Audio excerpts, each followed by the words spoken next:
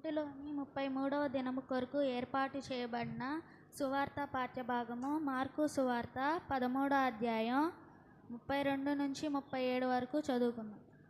ఆయన ఆ దినము గూర్చియు ఆ గడియ గూర్చియు తండ్రి తప్ప ఏ మనుష్యుడైనను పరలోకమందలి దూతలైనను కుమారుడైనను ఎరుగడు.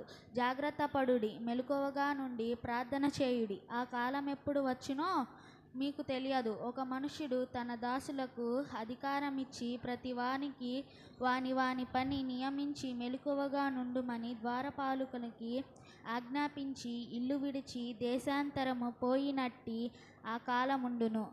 ఇట్టి యజమానుడు ప్రొద్దుగూకి వచ్చునో, అర్ధరాత్రి వచ్చునో, కోడి కూయక ముందు వచ్చునో, తెల్లవారక ముందు వచ్చునో, ఎప్పుడు వచ్చునో మీకు తెలియదు.